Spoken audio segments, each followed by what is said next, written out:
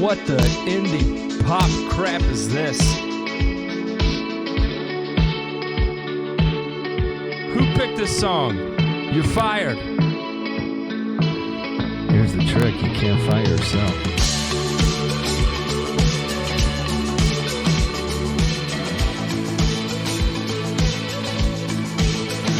Coming at you live with a little Modest Mouse.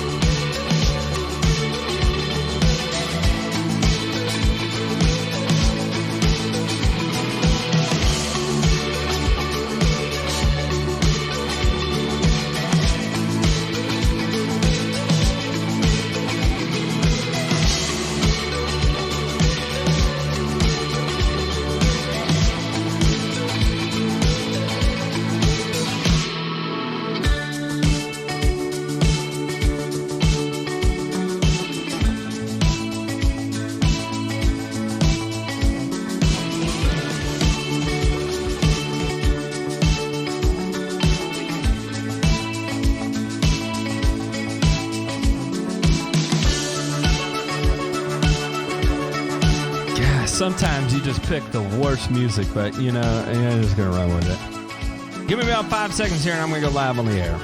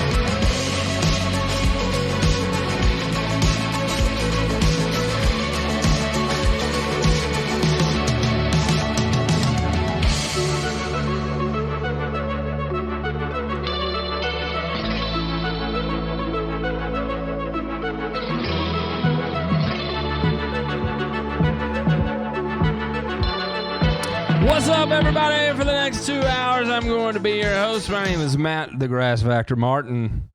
Today is Monday. That means we do a fun one that we like to call Pick the Doc's Brain.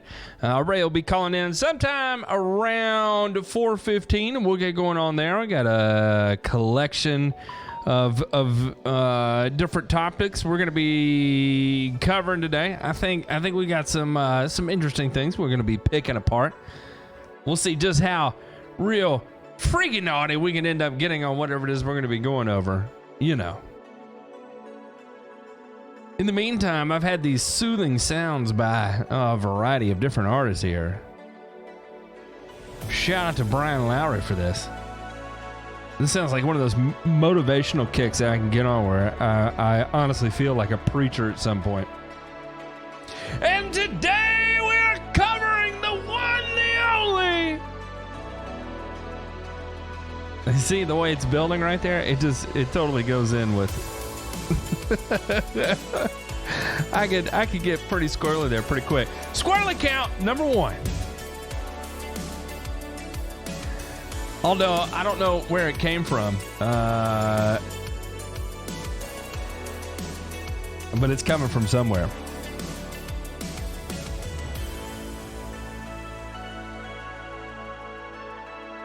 Squirrel count.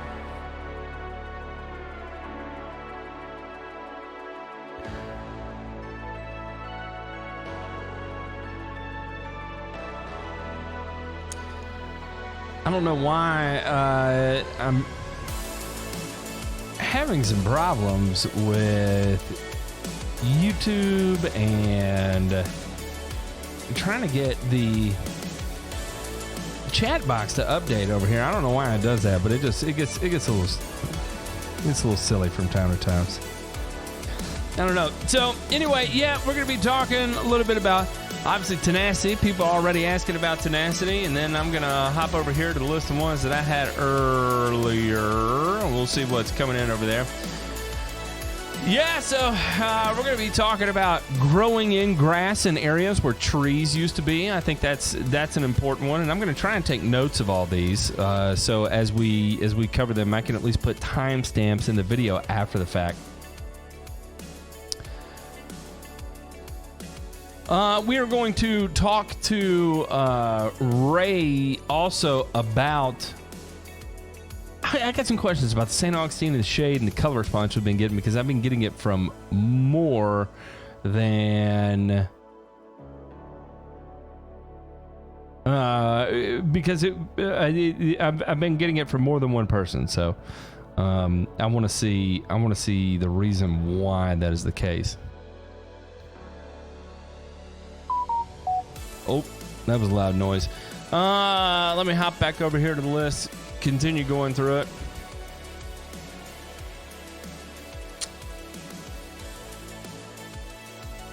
We're going to be talking about getting your license and where to, as you get started in this industry, when you get a license, how do you start buying material? Where do you start buying material? I think we're doing that.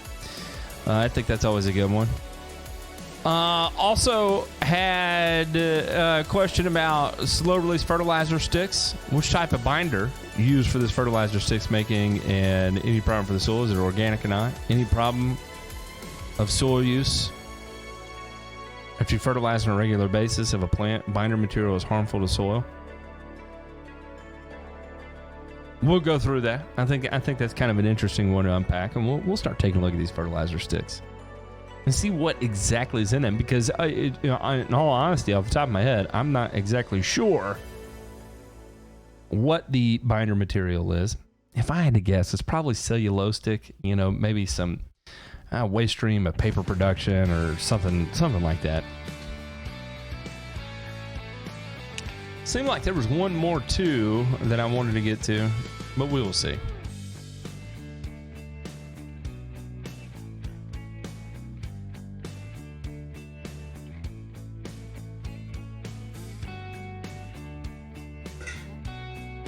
Oh.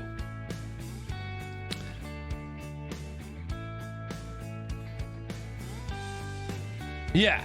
All right. So, yeah, I think that was got it. Lots of licensing questions. We're going to be talking about some fungus. Again, areas where trees were planted. Where trees were removed and grass is planted on it and facing some issues there. That's always a fun one to uncover, because there's a lot of weirdness at play. And so I thought we could deep dive into that. I figured we can go ahead, because for whatever argument was taking place the other day regarding... oh, goodness gracious, what was it?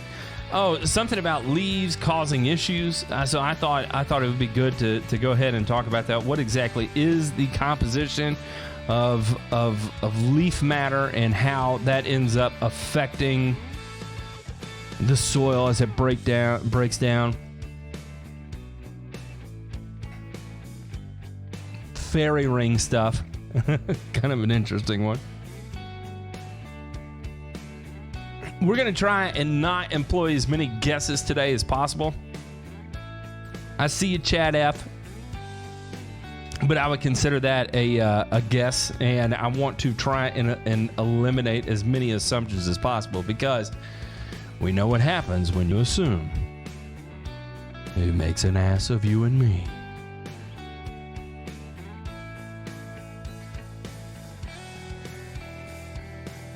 Oh, and sure, Stress, we can go ahead and talk a little bit about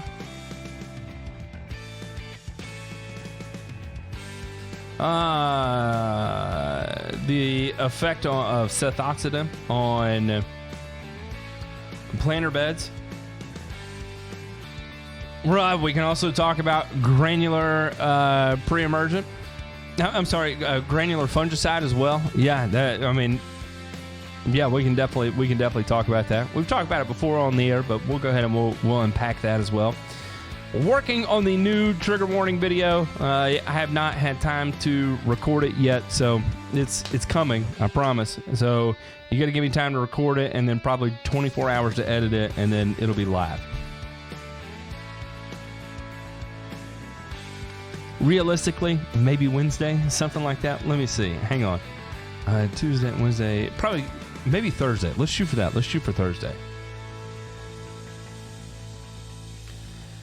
I was going to try buying some 4-speed NXT after my bottle of Speed Zone ran out because I saw you recommended it, Matt, but I noticed I can't buy it in California. What's up with that? I have no idea. California is another world, and I have no idea why they wouldn't offer it there. It contains pyrofluoroethyl, 2,4-D, tricopyr, and dicamba. So as far as what it does and why it's not available there, I have no idea. No idea. It was leaving leaves on the turf, reduced in rates, and you went into a carbon to nitrogen ratio stuff. Yeah, there's a lot to unpack there with carbon to nitrogen ratio, so I figured that would be a good one for us to talk about. My goodness, that was not supposed to be coming through. My bad, I had the wrong channel up. That was not supposed to be up. Hard to read through labels and all this smoke. My goodness. Yeah. So, the issue with leaving leaves on turf, I think there's just some weirdness that goes on when things begin to compost. When organic matter begins to compost, that's where it gets squirrely. Squirrel count. It just gets weird, and we can talk about trying to avoid assumptions and all this stuff, but I can tell you right now that as you start getting into those extreme rates where things are composting very aggressively in the soil, like when you cut down a tree and you leave all those all the debris there in the soil, it just gets weird. Weird things happen, very unpredictable things happen. But typically, normally, what is most likely to happen is that things start dying. Grass starts dying. So that's all. But with Ray coming on, maybe we can unpack why that's going to be a case. Why that's going to be the case. All right, real quick. Oh boy, what is happening? Okay, here we go. Real quick, I'm going to get everybody just kind of brought up to date with the turn, and when we come out of the break, we'll get going with Ray. But before we go to break, industry news. This is the turn. Live from the Turfs Up Radio studios in Louisville, Kentucky, with coverage across the country and across the street, also across the room. Live from the Turfs Up Radio news desk, I'm Steve Anthony. In the news, Charlotte, North Carolina.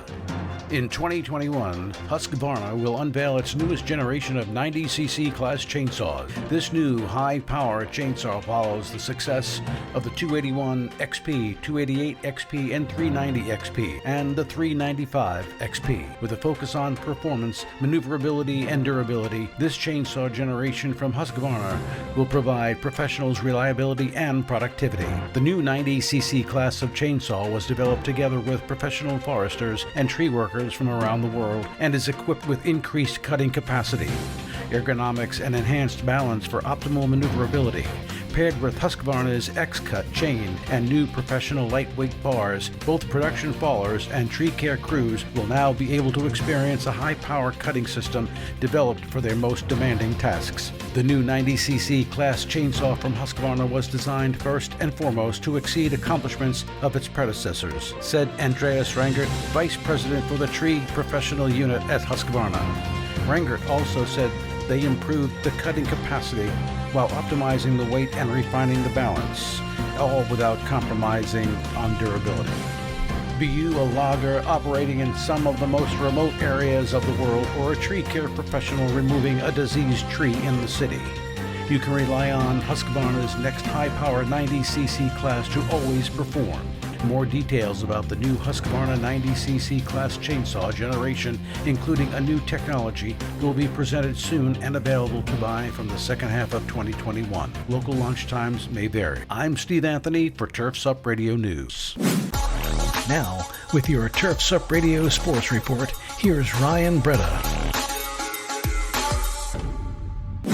What's up, Turfs Up Radio? This is Ryan Breda, giving you today's sports report. Number 1 pick Joe Burrow picked up his first career win on Sunday after defeating the Jacksonville Jaguars 33-25. Burrow had more than 300 passing yards for the third consecutive week, becoming the first rookie in NFL history to throw for that many yards in 3 consecutive games. Burrow will look to continue to make NFL history against the Ravens next week. In NBA news now, Miami Heat players Goran Dragic and Bam Adebayo will be out again for Game 3 with injuries. Adebayo and Dragic have been out since Game 1, leaving the Heat depleted against LeBron and the Lakers. The Heat are down 2-0 in the series. And lastly, in women's basketball news, the Seattle Storm defeated the Las Vegas Aces 104-91 to be 1 win away from winning the WNBA championship. Breanna Stewart led the way for Seattle with 22 points. The Storm will attempt to win their 4th championship on Tuesday night. That's it for the Sports Report. This is Ryan Breda reporting for Turfs Up Radio. Your industry, your station. Now, back to you, Steve.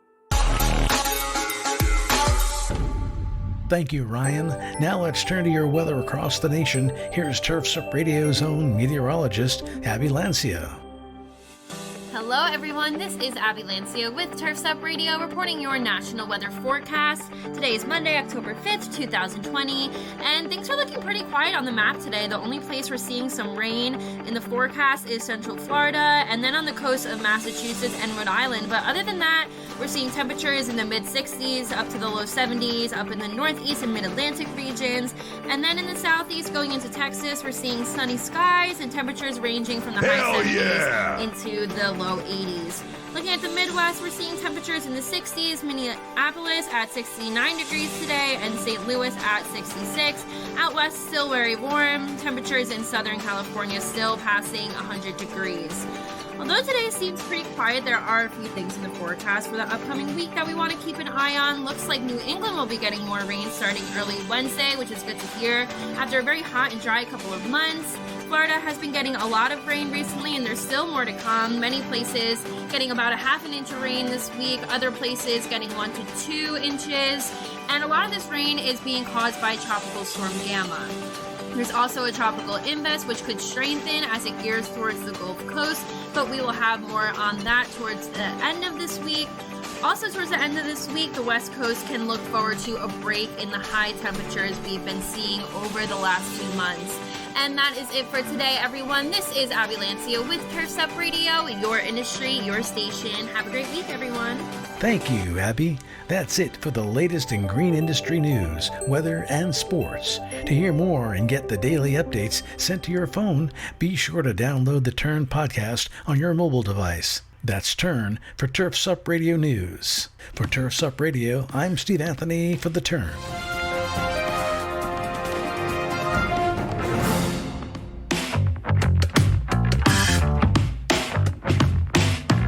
Yeah!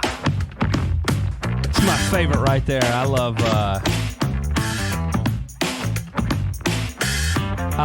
All right, we've got Ray the Green Doc on the in the channel. What are you doing, Ray? What am I doing? Well, Yeah. I'm having my coffee at the moment. Excellent. Another French press. Are you having? No, actually, it's just a brew. It's just a brew. Italian roast. Straight fire. Is it just burning you up? Is it charging the protons in your body? I would like to hope so. I think after my third or fourth cup, I'll finally be awake.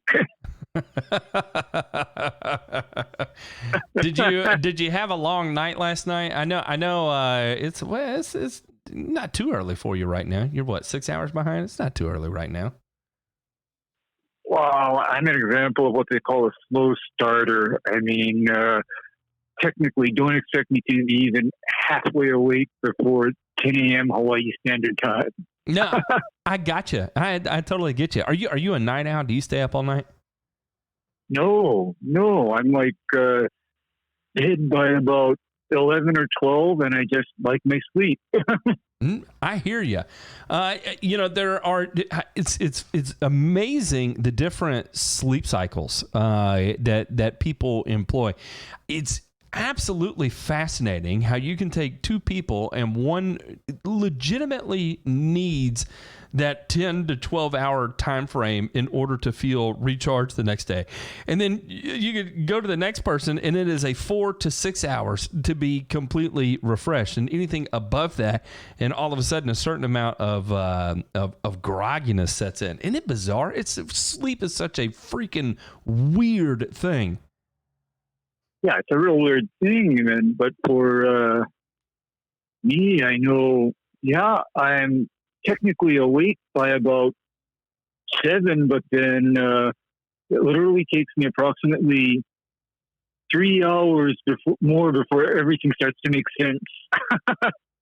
I get it, man. I'm not an early riser. I'm kind of a slow riser.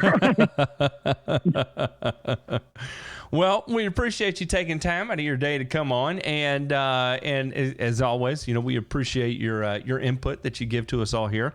So I thought I would kickstart this here, where we have a scenario where a tree was removed, and of course now we're in seed season here in the transition zone, and some seed was applied, and it came up fine, and then all of a sudden it cooked off and died relatively quickly. And it's kind of a repeat thing that tends to happen, that when trees are cut down and they do their best to remove as many of the wood chips as possible, but it's never fully completely removed. As we all know, there's still a lot of root matter that gets left behind in these situations. So the question is, Doc, why did this grass die in this area? I would most likely suspect that you are looking at nitrogen depletion from the decomposition process starting right when you put down your seed.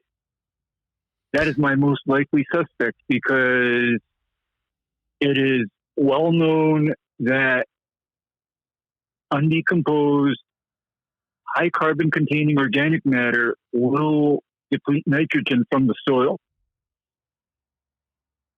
Yeah, and this is one of those things where I from time to time I get a little heated with some of the things I read from Dr. Michael Woods, and he referred to this as carbon toxicity, which is one of those things that kind of makes me want to bang my head on the wall. You talk about a very well executed spin.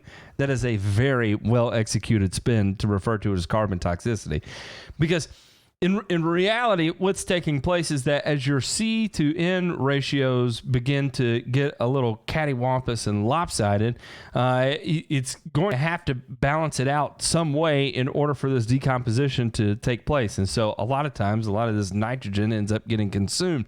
And with that, also, kind of the second piece of this is that not only do you start to suffer from nitrogen depletion, but also excessive temperatures. 130F is on the low end of composting temperatures. Especially if you applied a little bit of nitrogen with it, and just a little bit of nitrogen, you may be upwards of 160F in this area. And I don't know if you've ever tried to grow seedlings at 160F. Pro tip, it's tough. Oh, you can't do it. You can't do it. And in fact, that 160F sustained soil temperature is the theoretical basis for composting supposedly destroying weed seeds. Yeah. Oh, however, yeah, that's right. That's right. Yeah.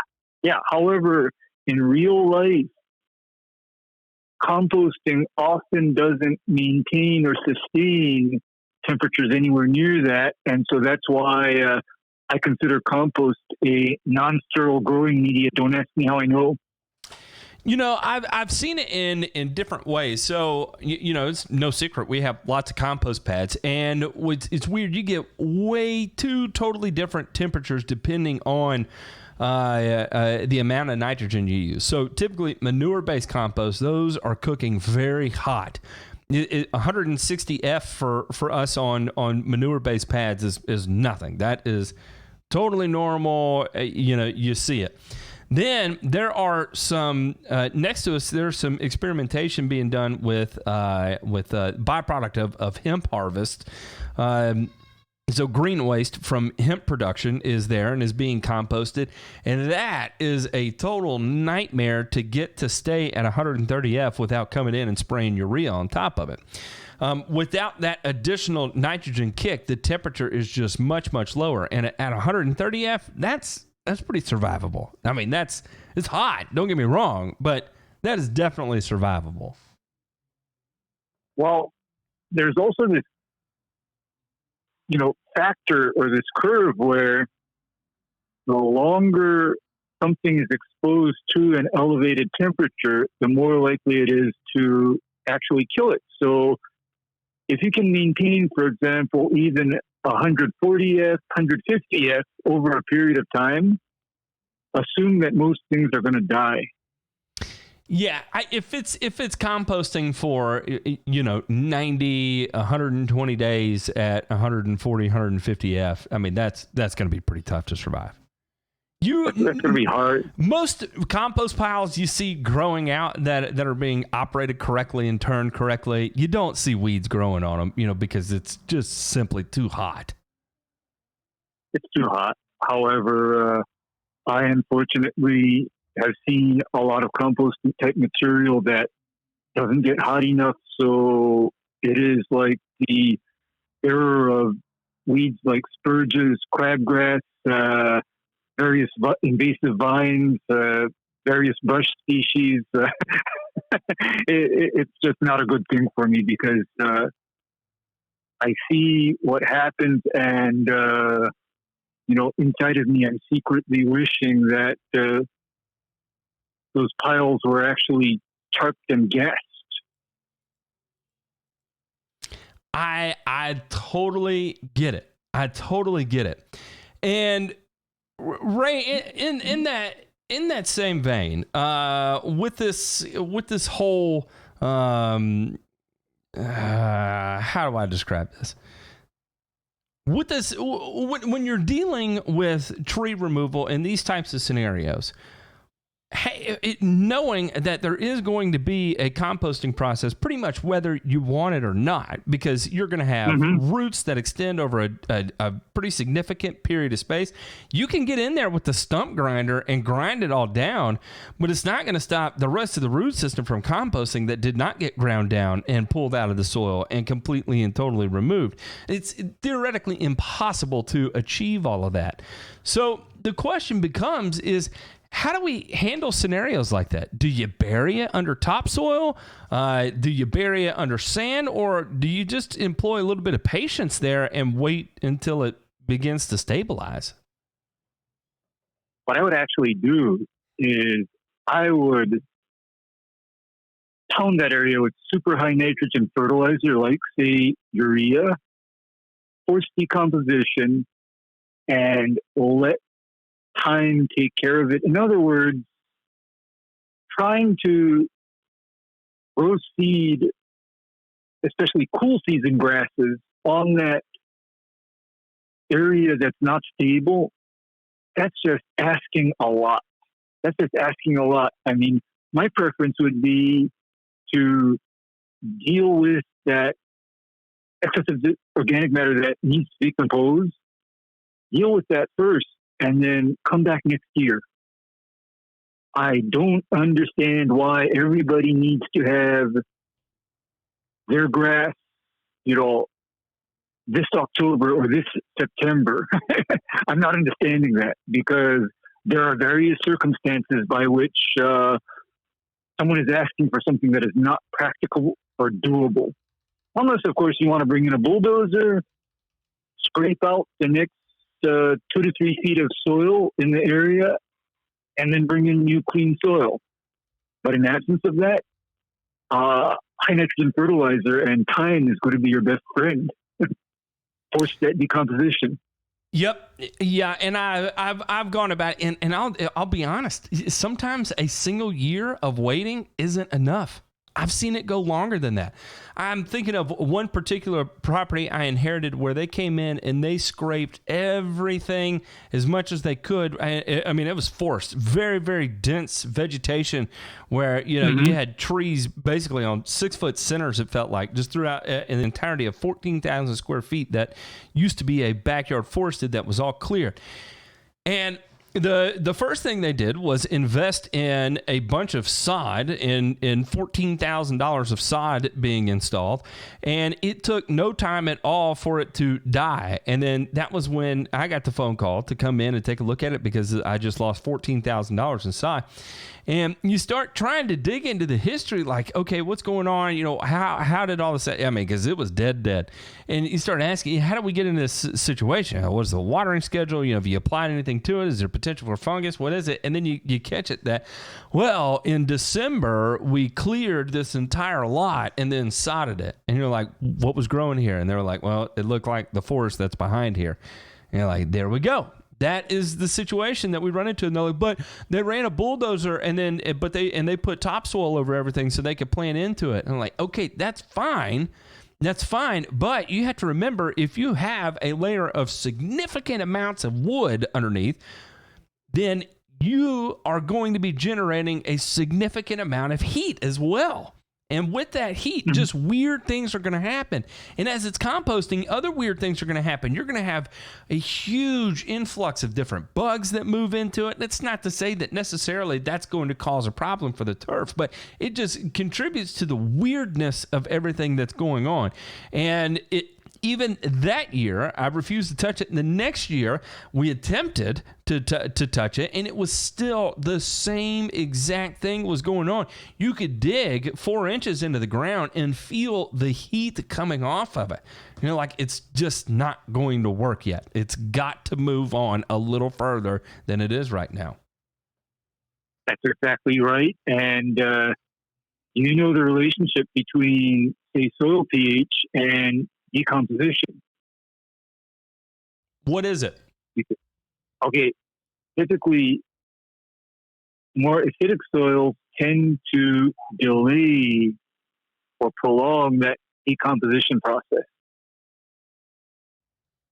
If the soil tends towards being alkaline or neutral, that organic matter gets burned up and eaten up fast. And here, where at least I am in the South, and the majority of places in the South, is you're dealing with acidic soil. So in other words, I'm going to go out on a limb and say that if I had to deal with that situation where I had undecomposed wood underground, I'd be salting that place with calcium nitrate. Again, and 1, for the nitrogen content, and 2, for the slight bit of alkalinity to help speed up that composting process. That's right. Because that is just what you got to do. You can't ignore soil pH. You can't ignore nutrient levels. You basically need like a lot of nitrogen. You need your soil pH to be between, say, 6.5 to 7, and you just need to let it ride itself out. And somebody asked the question, how much nitrogen do you put down to deal with this? And Ray, you can give me your opinion, but I don't think there is a set number. It's more on touch and feel. It's kind of the art of composting is employed here, and it's going to vary site by site. It's going to vary by weather. There's a lot of factors at play that's going to be difficult to pinpoint. Is there a target amount of N to apply in these types of scenarios to keep things composting as quickly as possible? I would use an unprecedented amount of nitrogen in the order of 1 pound to 1.5 pounds of N per month. Ray, that is not unprecedented. That is average. Well, I normally apply nitrogen in tenths of a pound. And the kind of the other piece of this too is, would adding bacteria help at all with this? And that's a question I don't know the answer to. How about you, Ray? You know, I have not seen anything positive happen from applying or adding various bacterial or fungal cultures to the soil, because most soil contains small colonies of the desirable and needed bacteria. It's just that it is up to us as managers to create the conditions by which those bacteria can do their work. And that is why I just mentioned the factor about alkalinity or acidity, because a lot of our soil bacteria, they want a more neutral soil in order to do their job. So if you're trying to make them do what they're going to do in a pH 5.5 soil, then they're going to do it, sure, but it's going to be extremely slow. Yeah. So, in kind of in this same vein is although I can tell you just from personal experience that you can take a fully sterile source of water and a fully sterile source of sand that has been baked at 300 degrees Celsius for 3 hours, and you add a little bit of phosphorus to it, and I'm telling you, it comes alive. You would be stunned. And this is just stored at room temperature with a little water, and you add a little phosphorus to it, and it's growing algae like you've never seen before. It's unbelievable what can come alive out of seemingly thin air. So I'm with you, Ray, that I have seen different bacteria used successfully in the turf industry, and I've only seen it used successfully in the turf industry by a very, very limited number of people who understand the microbiology on a whole new level, to the point where this is not something that somebody's going out 4 or 5 times a year and applying. This is something they're applying once a year, once every other year, depending on the specific types of bacteria that they brewed for this particular application or whatever it is they're trying to solve. Very limited application, very limited rate, very specific instances in where it has undergone. And it's only those people I know that have long-term success with this. In fact, I know a significantly larger number of people who have caused massive problems messing around with bacteria than I know people who know how to use it successfully. In fact, maybe I know 5 people that can do it successfully. Maybe 5 people. In fact, that may be a stretch. I think I'm at 3, as a matter of fact, that know how to do that. So we're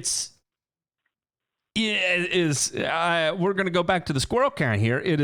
Messing with bacteria is very squirrely, and the soil has a natural balance and a natural way to take care of it on its own.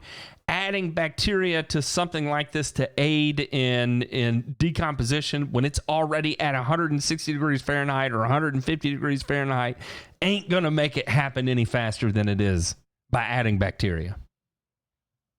That is correct. And that is also why I do not have a lot of concerns about affecting soil bacteria or funguses except via extremes in pH.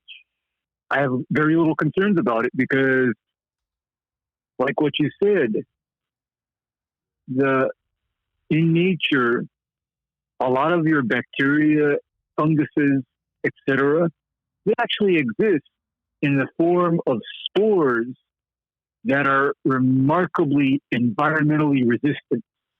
Remarkably. I'm talking about how those spores or whatever can survive 300-degree dry heat for hours. On the other hand, it might be different if you had put that sand sample into an autoclave, brought it up to 300 degrees steam heat, and left it there for several hours. Might be different. But as far as dry heat, most organisms are capable of surviving because there's a lot of bacteria, funguses, etc., that are like out in the desert areas that lay dormant in those sands, and they come back to life when they have water and nutrients. So freaking amazing! Freaking amazing! Yeah, it's absolutely totally amazing. And so the flip side of that is, we as humans, most of us have zero understanding of it, and furthermore, we have zero knowledge as to how to effectively manipulate that. And the people that claim that they can, 99.99% of that is a scam. Yeah, so I'll go back to, and if anybody is thoroughly interested in I meant to, before you said that, I meant to include a trigger warning there, Ray. I apologize to all the listeners right now. That word can induce some hard feelings and cause a little bit of panic, and you might feel the need to breathe in a brown paper bag. But I apologize, and next time we will preface all usage of I think this is a trigger warning. Preface all usage of the word scam with the appropriate trigger warning. Okay, all right. Well, my mistake, but that's my exact sentiment on any product that claims to alter soil fungal or bacterial activity. Is most of it is just, no, it's not what you think, and we are not, most of us are fully not capable of altering it precisely enough so that we benefit agronomically from it. Most of us aren't. Yeah. So, and I'll go back to one of those people that I know, David Turf Nerd Watkins. This is something he's been playing around. I mean, the guy is a homegrown, homebred. The guy does some really interesting things. I'm not going to get into specifics with it because he guards that life and death, and I don't even know the specifics of it.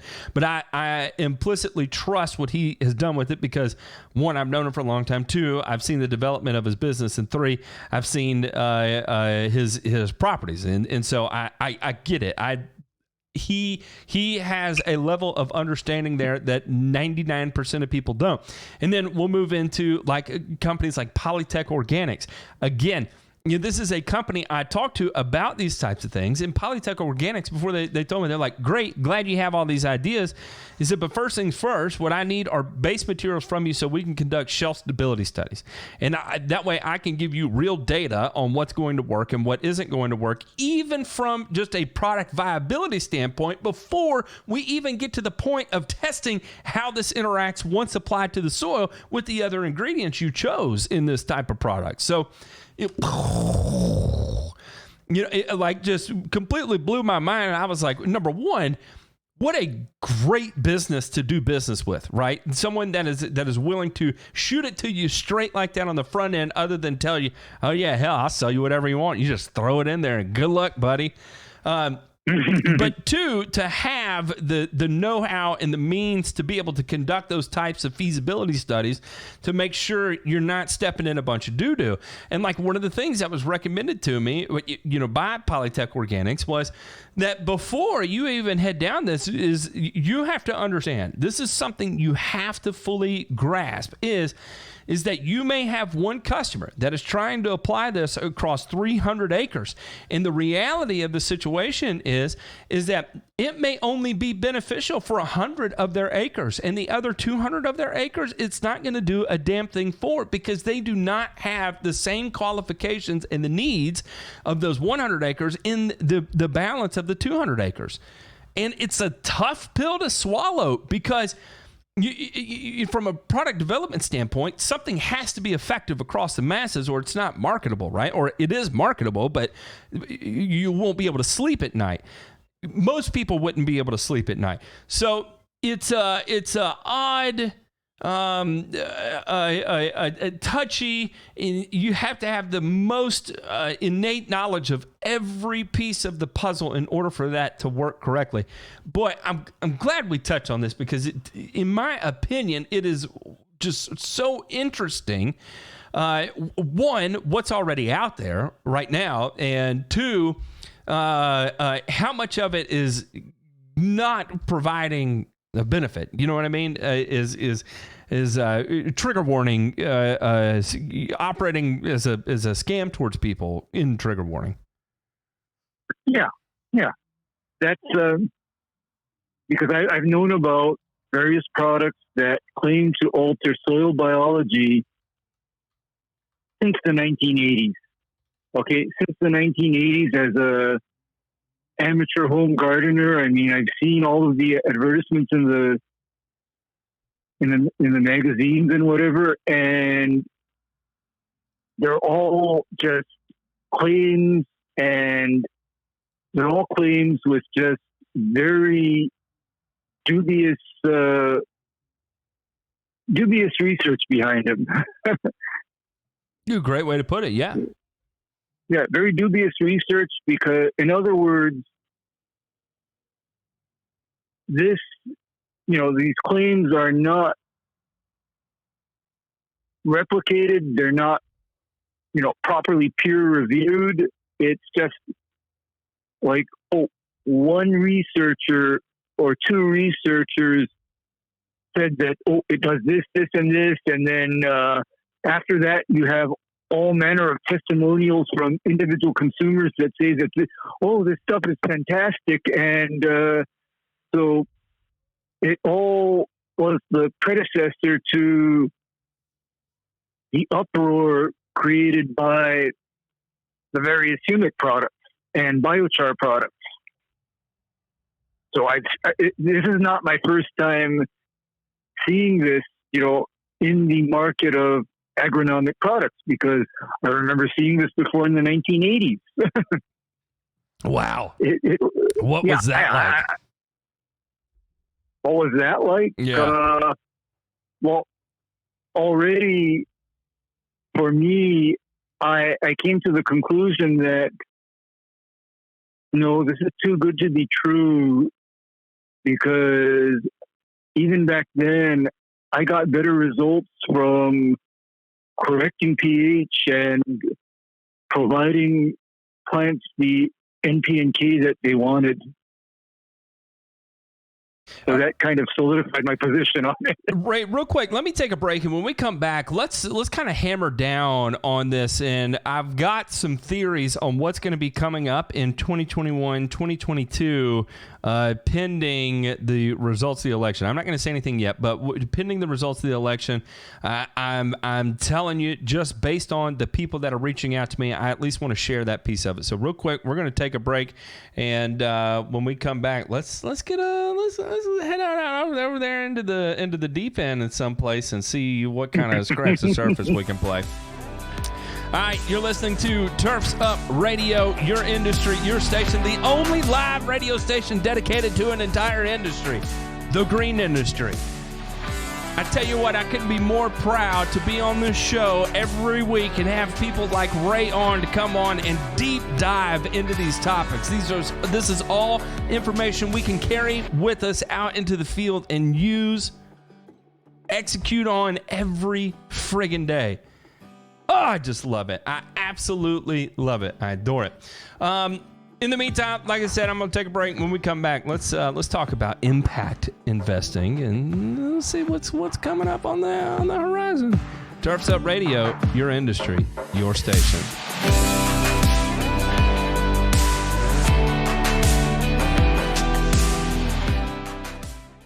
Hey everybody, it's Brooke Ford, host of The Green Veteran here on Turfs Up Radio. Be sure to check me out every Saturday morning at 11 a.m. Eastern. You're going to hear some great one-on-one interviews with green industry professionals. We're going to talk about best business practices, highlight innovative products, and also provide some insight into some new emerging technologies in the field. That's The Green Veteran, airing each Saturday at 11 a.m. Eastern. And remember, Turfs Up Radio, your industry, your station. Are you a military family with a spouse on deployment away from home? Did you know that nonprofit Project Evergreen has thousands of volunteers across the country ready to help military families with lawn, landscape, and snow removal services? We call it Green Care and Snow Care for troops. If you are a military family and would like to receive this free service, or if you'd like to volunteer to help, visit projectevergreen.org. Project Evergreen, creating a greener, healthier, cooler Earth, 1 yard at a time. Hey, landscape pros, are you tired of digging through rocks and roots and breaking shovels in the process? Then it's time you checked out the GeoRipper 616. It's a landscaper's dream with the Makita 6 Series 2-cycle engine producing over 4 horsepower of raw performance. The 616 digs deep in up to 16 inches of the toughest soils. Lighting, landscape, and irrigation contractors already love this improved lightweight trencher with its ability to get in and get out faster, easier, and with less ground disturbance. And you will too. This redesigned GeoRipper 616 comes with 2 heavy-duty digging chains and a whole mess of helpful extras. To learn more about the GeoRipper and how it can help you out in the field, visit georipper.com today.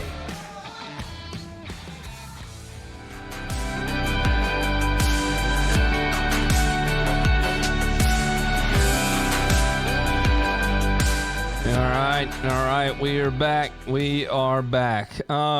Okay, Ray. So I don't think it's any secret. I work in the biochar industry, in the composting industry, and in the manure and organic matter and organic fertilizer space. I've got my hand deep into it, as deep as it could possibly go. In fact, I think the only thing that is not in it is probably one of my pinky toes, but only one. And what's kind of interesting is, I don't think it's any secret either, we've been undergoing a pretty big transition at Carbon Earth. And, when you are putting feelers out there kind of amongst the industry just to gauge what kind of interest you can get about, new people coming on board, scaling the business, all this kind of fun stuff, is here recently, we've been seeing a lot of people showing up with this new with an idea to invest in new technology, impact investing. They're interested in impact investing. So investing in projects that are going to pose a big environmental impact, right? Positive environmental impact. And they're most interested in this quote unquote new technology, biochar. And it is alarming to me that this is okay. The whole reason I got into this whole thing was it was relatively new to me at the time in 2015. Right? 2014, 2015. I think the first time I ever touched it was in 2015 and had read about it previously.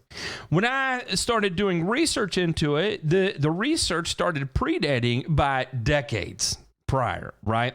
Patents for production and all kinds of different things that you're seeing. And then you find out it's most similar to activated carbon minus the steam step, right?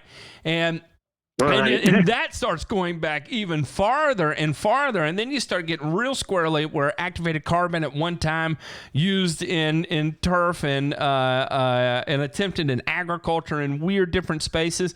And you realize, you're like, wow, there's nothing new about this at all. But what is noticed is that as a shift begins to focus on renewable energy, you start to hear and see more focus placed on buzzwords like biochar. And this is my biggest gripe, and the thing I hate most about being on this side of the industry.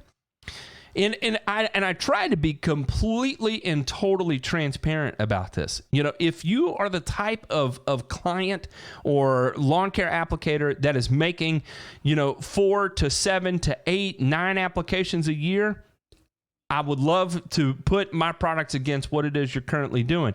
If you're a guy who's treating lawns every 2 weeks and running a high-end program, keep doing what you're doing, because I ain't going to be able to help you. I try to be extremely transparent about that and where I am and where I see potential use case scenarios for a product like mine.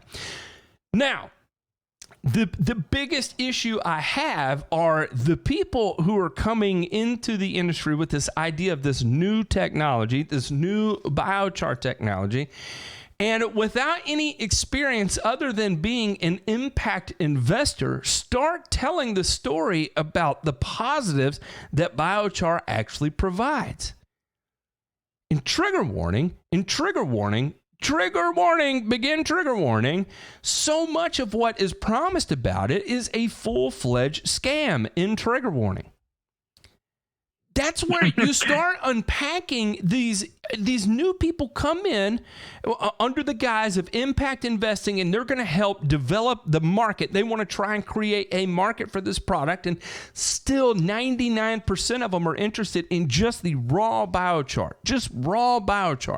and trying to develop this market for it, and they find anything that fits their narrative and just run with it without any real basis of understanding what they're talking about. And it gives people like me, it gives people who've been doing this for a long time, and I'll even throw Miramichi again in this, because Miramichi has been doing this for a long time.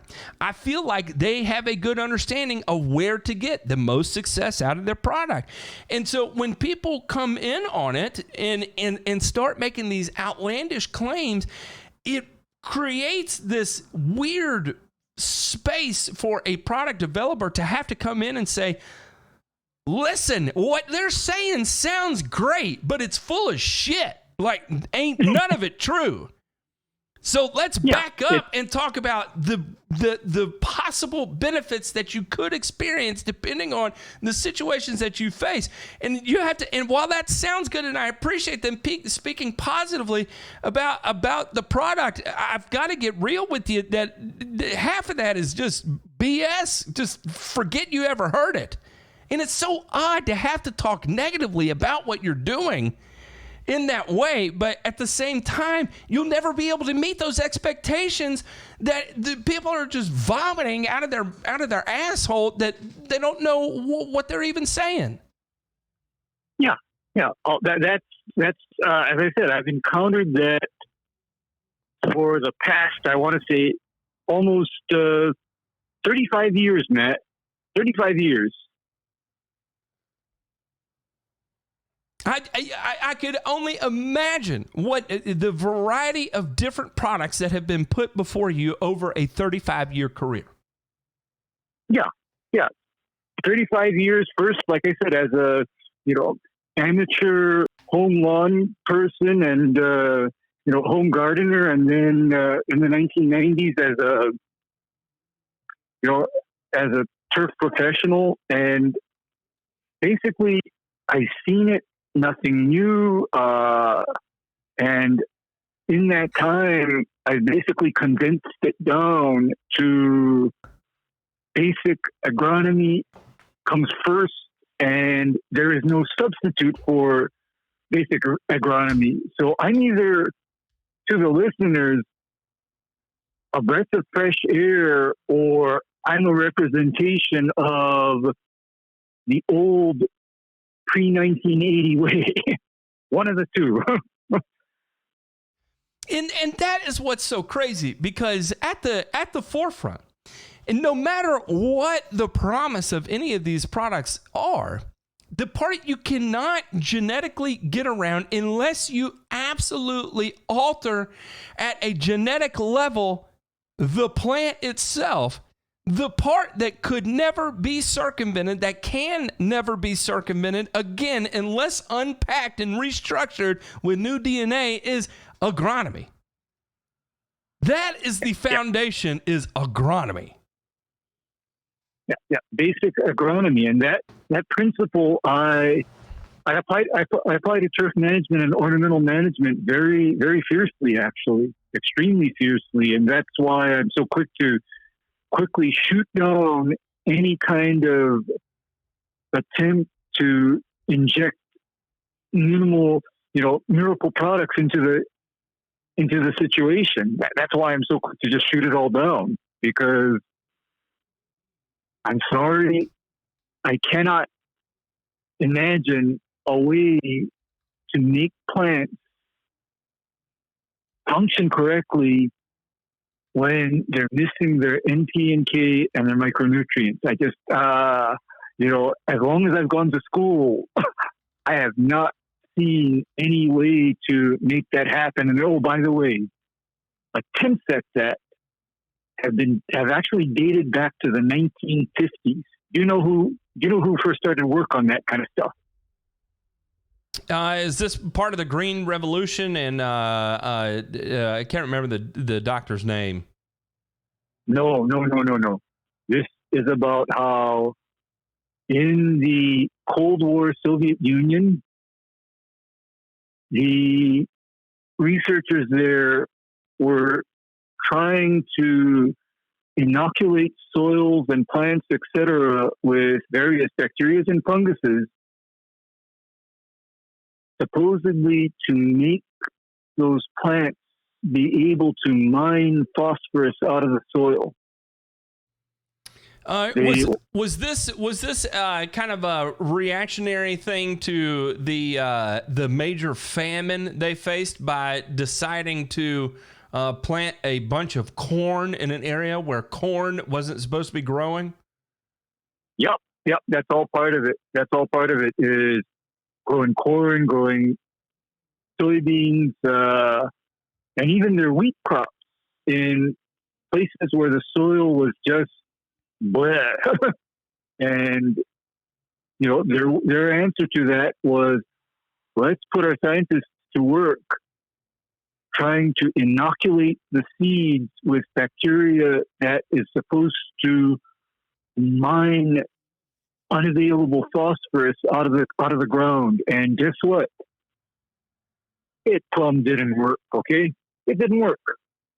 It just plain old didn't work. And when I found out about that research, that was the other little piece that made me who I am. And in other words, that made me recognize the limitations of bacteria and funguses. It's like there's limitations. So, because their research found that it can kind of sort of work under very limited and controlled conditions. However, those controlled conditions are not present in your 1,000-acre wheat field, for example. No way. Not happening. It's and I'll kind of explain. This is not something I have fully researched, so I'm kind of speaking off the cuff here.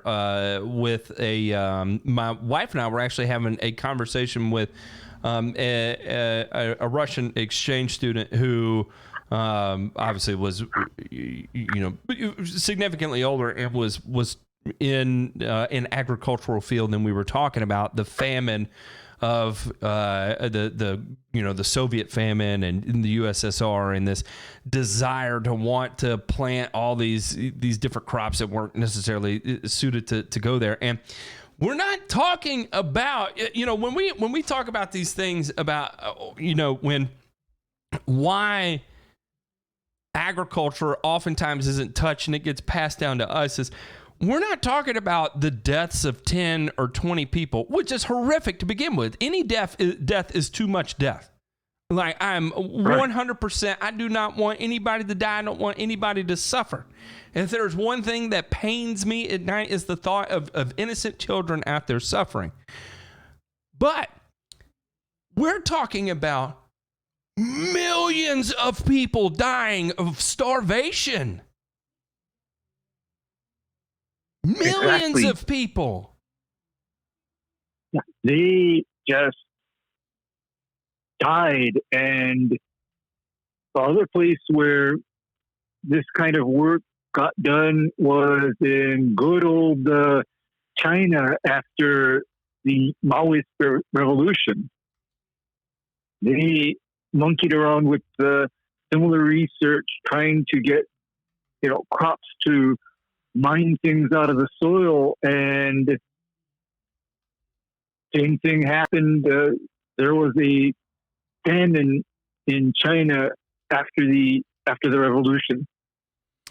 And it's one of those things that even today, I'd say the majority of the research I see about different types of biostimulants and alternative fertility methods, so much of that is being conducted by the Chinese right now.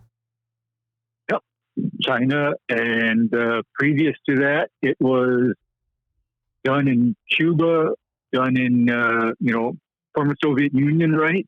So that's where it's coming from, and the reason for it is it was all an attempt to make something out of nothing. I call it alchemy, and basically try to circumvent nature, because those people were up against a brick wall there, and of course the powers that be and directors, somehow, some way, for various reasons, even though, did you know that China and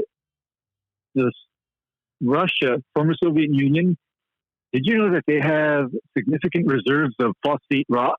Yes. They have it. But then, rather than put in the work to get that, they instead chose to entertain this idea that you could inoculate your seed with a bacteria and then you wouldn't need to apply fertilizer. Somebody sold them that, and to me, knowing what I know about those governments, I'm suspecting that when that didn't work, that those dear scientists, let's just say they disappeared. And it kind of, you have to think about that in the time frame and the context of the time frame as well too, because Germany had the great chemist, so we're talking the development of the Haber-Bosch method and all this, and the dwindling of the reliance on the Chilean reserves of sodium nitrate and the mined back guano and whatever else was coming out of Chile at the time, and part of this industrialization. And I feel like that part of it was it wasn't necessarily chasing Western culture by any stretch or Western methodologies by any stretch of the means. It was kind of this reliance on you say alchemy, I'll say chemistry and biology, because they were strong, and I'm not to say that they're not strong anymore, but at the time, they were strong in chemistry, because you talk about the early developments of weapons of mass destruction. They were leaders in chemistry and developing these types of products, and I feel like it was a bit of over wishful thinking to feel like they could manipulate chemistry in manipulate biology in the same way that you manipulate chemistry to get out of this situation. And as we all know, nature always wins, and so we have to work with nature, not against nature. And though you may try and chemically manipulate whatever it is you want to do, or try to manipulate biology however you want to do, at the end of the day, it is always an ongoing war. And you just, luckily, at this point, we have now reached a point in science that we know how to win as many battles as possible to make sure we're at least eating. Right. And yeah, our technology has gone to, I would say, a rather good place. But what galls me, what chaps my ass, is this idea that we need to then abandon our technology and rehash and revisit all of these failed experiments, be it biological alteration of soils to circumvent the need for agronomy, be it failed methods of pest control, because that's basically what I feel we're heading towards. That's where we're going. And I'm with you on that. I'd say it doesn't. The piece about it that really gets in my craw is not necessarily revisiting these, but the idea of revisiting these to circumvent agronomy is the piece that gets me. If it was understood that the foundational principle at stake here, because I've fallen victim to it. Are you kidding me? Because when I'm in college, you learn agronomy. That's the foundation. That's the piece you learn. And then when you get out, you hear about all these technologies and all these different things you can do under the guise that you can begin to replace agronomy. And it doesn't work that way. And even the research that comes out, you start to look at it and you realize that the biggest gains, the reaction you're looking for by opting to go with one of these revisited technologies isn't as a standalone option instead of, or it's along with, in combination, in addition to. That agronomy is the foundation, and you can eke out small bits of performance increases by doing both, but not one instead of the other. And that only goes one direction. If you have the agronomy piece and add to it, you might be able to eke out a few additional performance points of improvement. But if you opt to go the biostimulant route, or whatever the case may be, rehashing an old technology in lieu of sacrificing agronomy for it, that's where you're going to get yourself in trouble. On a large scale, on a food scale, that's the problem you get yourself into. On a small scale, on our scale in lawn care, that's the difference between you being able to keep a customer 6 years and you being able to keep a customer 3 years. It's disgusting to me that it is a given, generalized statement that you have 3 years with the customer and they're leaving you no matter what. I hate that so much. And if you're a lawn care guy out there and you fall victim to that, and that is your mindset, that is a loser mindset. That is a loser mindset. The whole reason that became a thing is because people gave up on agronomy. And I agree with that. I totally agree. When you give up on agronomy, yes, you can make things look good for a season, 2 seasons, and then you start to suffer on your 3rd season.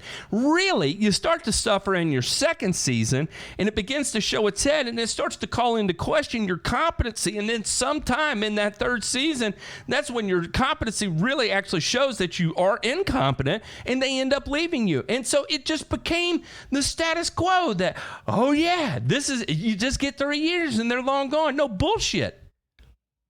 The reality of the situation, yes, is that you've skipped over agronomy, and that's why your competency is called into question.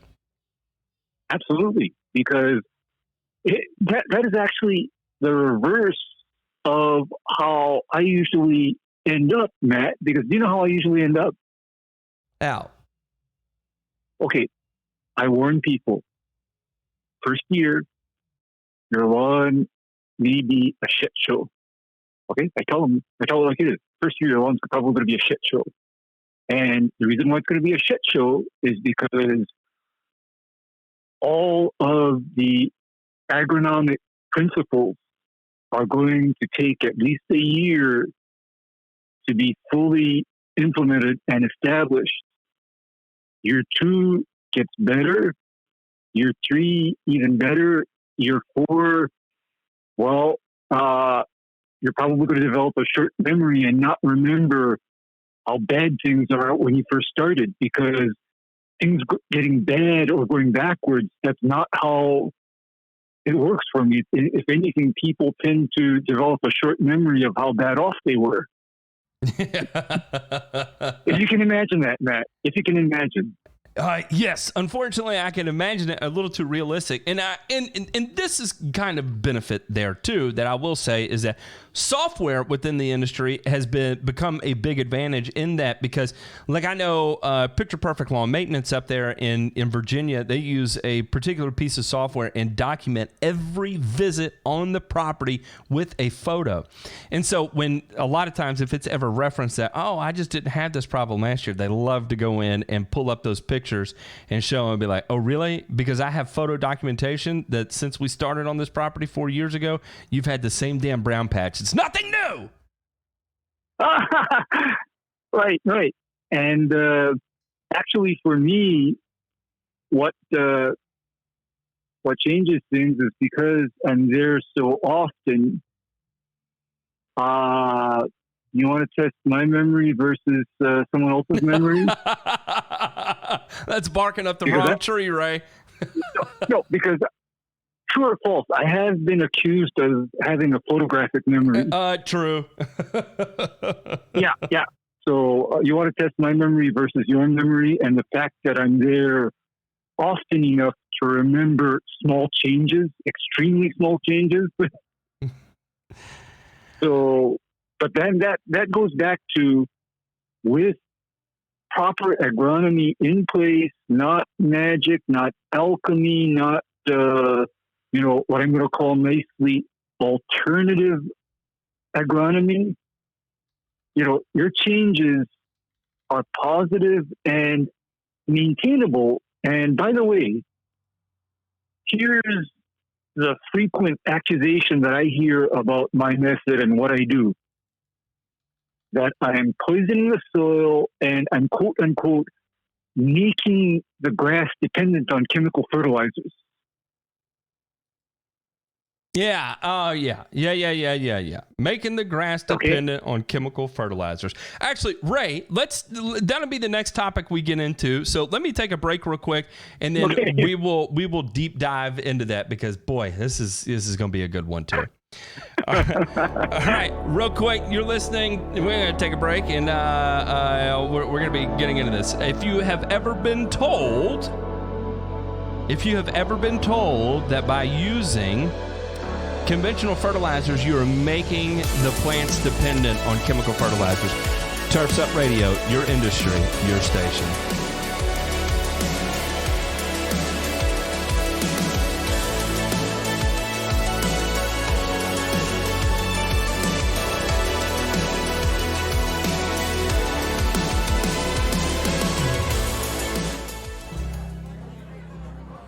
Hey everybody, this is Hecubus from the Nightcap. I'm just sitting here relaxing within the vault with my friends and a tasty, tasty pint. You should stop by and listen in sometime. I'm here every Monday through Friday, 8 to 10 p.m. Eastern, live only on Turfs Up Radio. Your industry, your station.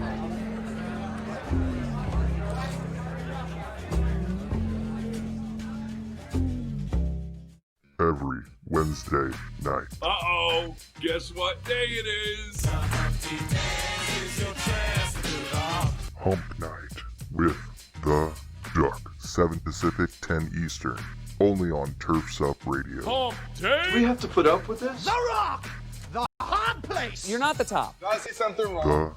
The Duck on Turfs Up Radio. Turfs Up Radio.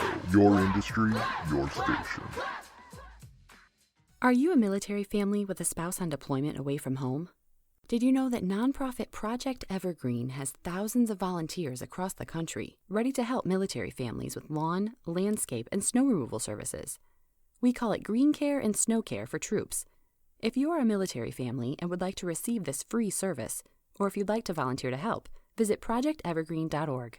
Project Evergreen, creating a greener, healthier, cooler Earth, 1 yard at a time. Hey everybody, it's Brooke Ford, host of The Green Veteran here on Turfs Up Radio. Be sure to check me out every Saturday morning at 11 a.m. Eastern. You're going to hear some great one-on-one interviews with green industry professionals. We're going to talk about best business practices, highlight innovative products, and also provide some insight into some new emerging technologies in the field. That's The Green Veteran, airing each Saturday at 11 a.m. Eastern. And remember, Turfs Up Radio, your industry, your station.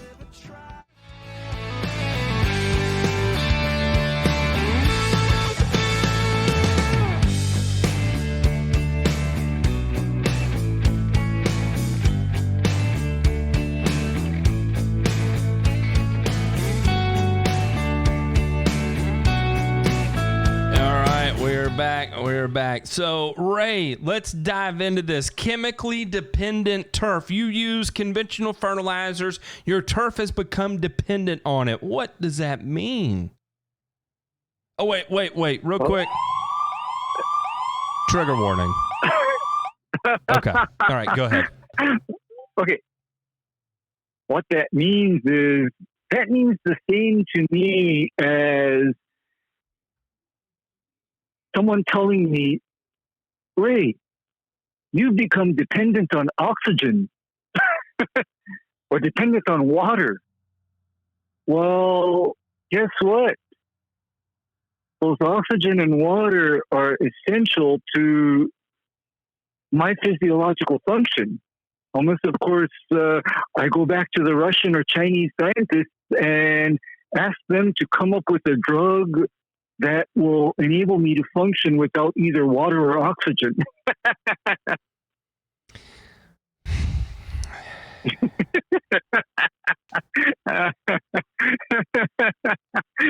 Yeah, that is my position on those statements, because that is all circling back to the concept that we are supposed to do these things such that we don't supply our turf grass and our ornamentals and our crops what they actually need to perform at their best.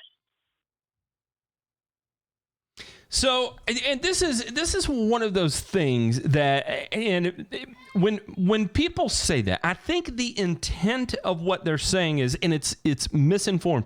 The intent of what they're saying is that, by applying chemical fertilizers, you make the plants more dependent because there's not going to be enough of I hear everything from you have weaker roots.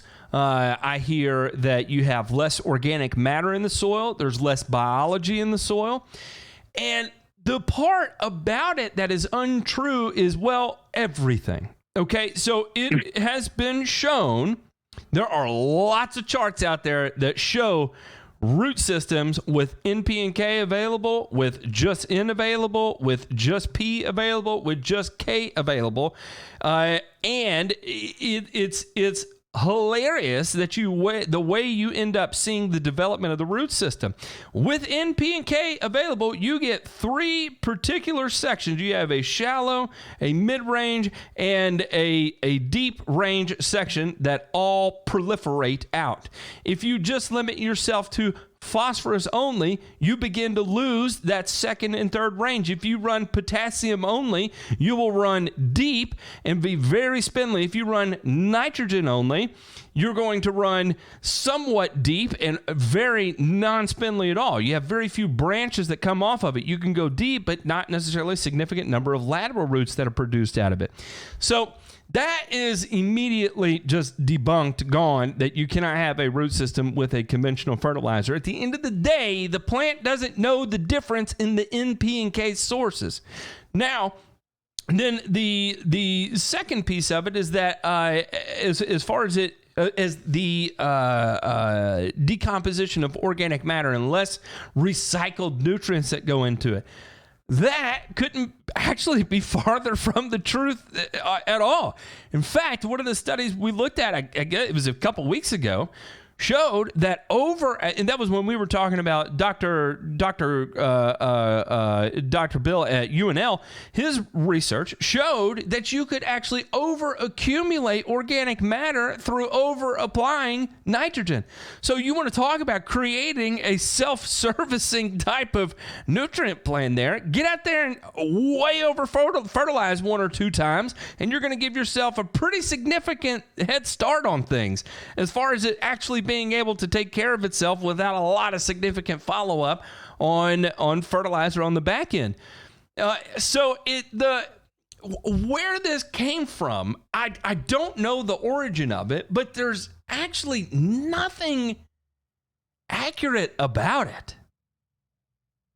Yeah, there is no evidence that suggests. Now, naturally, there is a possible concern about, for example, nitrogen sources and potassium sources, for example, not being appropriate. And in fact, you know what they use in China and Russia as a nitrogen source? No. Okay. One of the sources that they employ in China and Russia is ammonium chloride. Boy, that does not sound like a good time, but I tell you what, that will keep things from freezing, that's for sure. Yeah, ammonium chloride, and ammonium chloride carries the same baggage that potassium chloride carries. So, is it a 6200? I'm just kidding. No, I don't think it's 6200, but my point is that, yeah, I get it. And that if your nitrogen sources or potassium sources are not agronomically optimal, you can, in fact, create a problem. I mean, I get it. I agree with it. I mean, my first lesson on that was finding out what happens when the potassium source applied to centipede grass was, in fact, potassium chloride. That's no good, Matt. No good. We've all made that mistake, Ray. We have all made that mistake. Yeah. And then similarly, and there's yet another source of nitrogen that is, floated around in various countries, but I don't see it much in the U.S. Can you imagine feeding plants sodium nitrate? No, and that's, boy, you talk about a tough thing to start making your way into farming. Sodium nitrate is boy, that's a tough one. I couldn't imagine existing in a time where that was the only nitrogen source I had. Well, hang on, Ray. Let's look at the yields at the time when sodium nitrate was the primary nitrogen source. Sure. What were our average corn yields then? 80 bushel an acre? Maybe 80 bushel an acre. I would estimate that, from what I've heard, corn yields pre-1955, pre-1960, I'd say that corn yields back then were all in the 50 bushel an acre tops. And that is due to losses due to bad agronomic programs and losses to weeds and insects. Versus now, I believe last year the average bushel per acre was 240. It may be 220. Hang on, average corn yield per acre. Oh wait, no, I'm sorry. It was 176.4. Yeah. Corn yields range in portions of the south and western corn belt greater than 200 bushels an acre across many portions of the corn belt. So average was 176.4. So pretty significant gains there. But this is the other thing we have to keep in mind as well. There are lots of people out there that do high yield corn farming that are bringing in well in excess of 300 bushel an acre. So when we start, if anybody wants to go deep into a wormhole, big shout out to Chris Elms for turning me on to Corn Warriors. And you can go see Randy Dowdy and all the other guys hit 350, 400 bushel an acre corn in Virginia and Valdosta, Georgia. Right. And can you imagine them doing that without the aid of modern agronomy and modern pest control? And modern genetics. And modern genetics. But then I believe starting in the 1960s, I believe corn yields went up above that 50 bushel per acre mark starting in the 1960s. Because that was when modern agronomy was in full swing. We got our modern pest controls, we got our modern fertilizers by then, and they were fully deployed. But can you imagine that? And here's what that means for us. That means that we can get the land that is optimal for production of crops to produce enough food and raw materials for the world to survive and thrive. That's the significance of it, because when you have a lot of low-yielding crops, what does that mean for us, Matt? You know what that means for us? That means that most of our land has to be taken over by low-yielding fields. That's what that means. Otherwise, something's got to give. Ray, I'm looking at a chart here for corn yield trends from 1971 to 2017, and we were at 50. In 1970, we were averaging 55 bushel an acre. Mm-hmm. And if you, I'm sorry, that was non-irrigated. If you took into account irrigated corn at the time, you were somewhere around 80 bushel an acre as an average among irrigated and non-irrigated. This is in Nebraska, 80 bushel an acre. Boy, pretty freaking different. Freaking different. That's right. And that, I know that by the 1980s, there were serious efforts towards, selective breeding and, genetic engineering of the actual corn seed, right? By the 1980s, there was serious effort directed towards that. It was not just agronomy alone applied to the legacy varieties. It was, agronomy applied to these improved, better corn varieties, right? I mean, a lot has changed. Yeah, significant change. And boy, I tell you what, too, when you get to looking in at and talk about how I don't know, man. I'm gonna stay away from the whole climate change talk. But what I will say is that, yes, there are some record droughts on here, and yes, there are some record high production years on here, and it is up and down, up and down, up and down, up and down, up and down, up and down, up and down, up and down. It would be real tough to look at a chart like this and say that we're experiencing any significant change in climate based off the yields that we are experiencing here. So I don't know. Yeah. I mean, I'm not going to even begin to go there, because that can be the subject of of another rant. Yeah, that can be the subject. Yeah. That's another rant of mine, because you know why, by the way, Matt? I am so damn busy right now dealing with people's irrigation problems. Why? Because, it started raining like hell here in Hawaii back in, I think, we got a warning about how much it would rain back in 2006. And then it continued like that up until 2019. And then by 2020 March, I get the kind of phone calls where it's like, oh, help, my landscape and my lawn is drying out. I don't understand what happened. And I go and I look at it, and I tell people, your mediocre, half-baked irrigation system that you had installed between 2006 and 2019 that worked for you when it rained hard every week, and the rest of the time there was an almost constant wind-driven drizzle.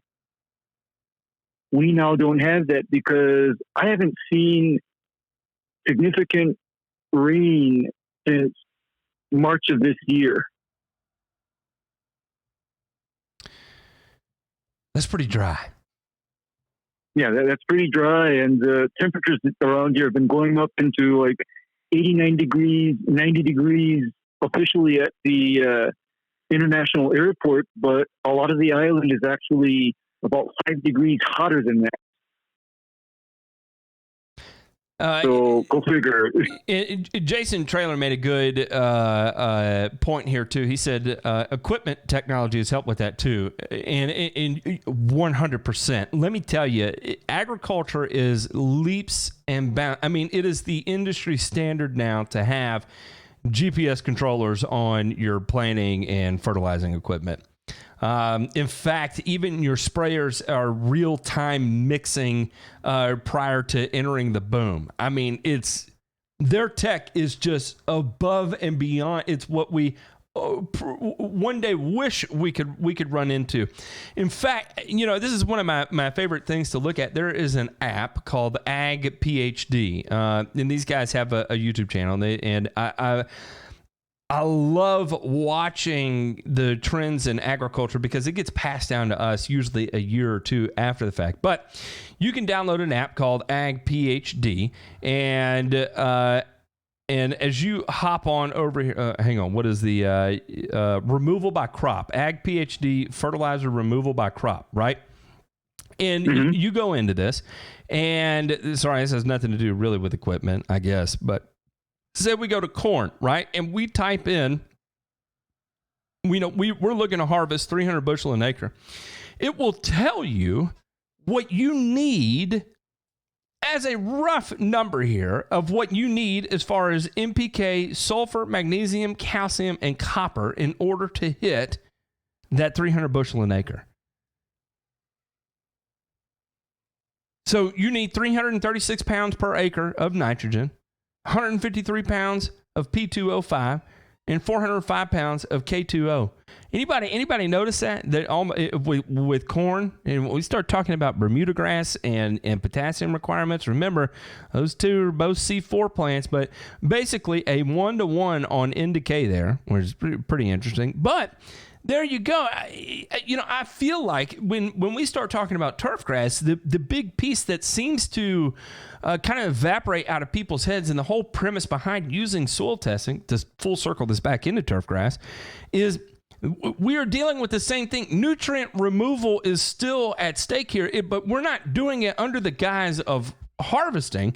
We're doing it on a very small scale to maintain density and aesthetics and performance in the face of highly unlikely scenarios of being able to perform.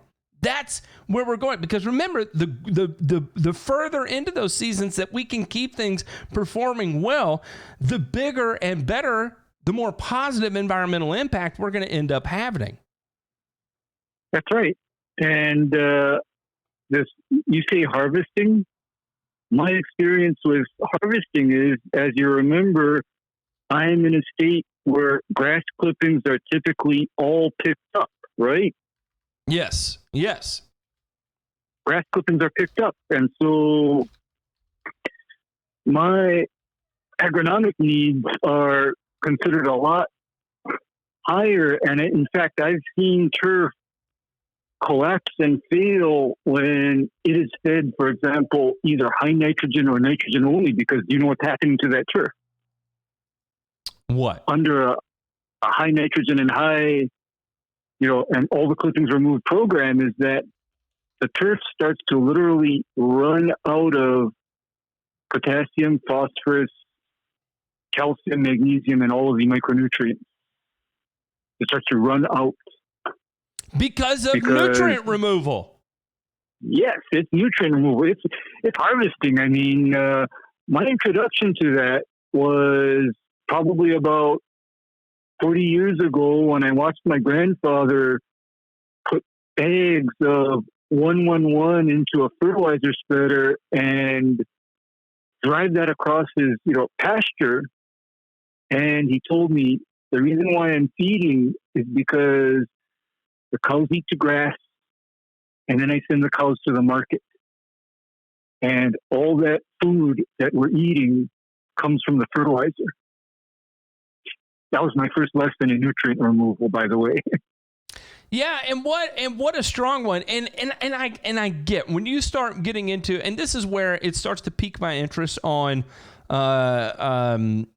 particularly like the farming aspect of it, especially when you start moving into ranching and cattle production and animal production and that things. I feel like, you kind of hear two opposite ends of the spectrum, right? You're either hardcore, no, not applying anything, using the animals to manage the land. And I get it. And I think that's fantastic. And there are ways to go about that. Then on the other end of it, you have purely conventional methods of just hammer, schedule. And that has kept us fed up to date. My wonder is, what does it look like when those two come together? Is kind of the next evolution of land management, grazing management employed with modern technology, all coming together as one. Is that going to be the next revolution in keeping greater numbers of animals healthy longer under the same acreage to keep everybody fed? I don't know. I'm just throwing shit at the wall and seeing what sticks, but I wonder if they're going to go through that as well. Actually, I call that we're probably, what I think is going to have to happen, Matt? What? We're going to have to stop doodling on all of the stuff that used to work. We're going to have to stop. We're going to have to knock that off. I mean, all the stuff that used to work was abandoned in favor of these ideals that came about in the 1990s and beyond. Okay, that's what I'm seeing, because my goodness, other thing that quickly gets me crucified is the idea of needing to lime and fertilize a grazed area. Oh, controversial. I know. I catch hell for that. Other thing that I can catch hell for is the idea that there's a need for definitive vegetation management on those grazed areas. Because as you know, I don't confine my commercial applications to just lawns and turf grass. I also deal with grazed areas. So, I have, can you imagine the hell I catch over that? Because, basically the only difference between what I do on a lawn and what I do on a grazed area is the fact that grazed area doesn't see a mower. Yeah, right. Yeah. But I'm managing the agronomic basics, and I'm also dealing with the idea that the weeds in that case are not because of an aesthetic issue. A lot of times the weeds are a concern because of an animal health issue. And that's where you start to move into some real craziness, because certain animals, you start getting them on the wrong plants and boy, they start dropping like flies, or even start leading into like breeding issues. I'm not going to pretend to be an expert, but people I have talked to have talked to me about like, especially some of these plants that are allelopathic and some of the chemicals that are emitted, especially from things like K31, I've heard about causing birth issues in horses and mares. Yeah. I don't know if that's factual or not, but I have been talked to about that before. Well, that's probably very, very true, is that the allelopathic compounds that are present in a lot of plants are actually not that good for animals either. And here locally, we have a weird weed that is related to clover, but if livestock eats it, it ruins them. They get hurt and in fact killed by it. But it's a legume, and you know what the horror or the shocker is that because it's so related to clover, the animals will actually willingly eat it. Man, tough. They will willingly eat it, because normally with a lot of poisonous plants, the animals will make a wide circle around it and not even come near it. Okay, but I happen to have something here in Hawaii where it, for all intents and purposes, you'd think, oh, what a pretty clover-like plant. I mean, that must be good food for the animals. Whoa, nothing could be further from the truth. And that is the kind of thing where I want to know what ideas these hands-off, no-input types have for a situation like that. Because I'm talking about, in some cases, there's acres of land affected by that particular weed, and as I said, if the animal eats that, there's consequences. I think about boy, we are really way deep into the wormhole here. Hang on, real quick, Ray. Let me take a quick break, and eventually we're going to turn back over to turf. I promise at some point. But this is too interesting. All right, you're listening to Ag Talk, Lawn Talk. I don't know what we're talking about, but this is Pick the Doc's Brain, believe it or not, and we are going into the wormhole. Welcome aboard as we dive a little bit deeper than you probably anticipated. Challenge your thought! Learn something new today. That's what I try to do each and every day. I hope you are too. Turf's Up Radio, your industry, your station.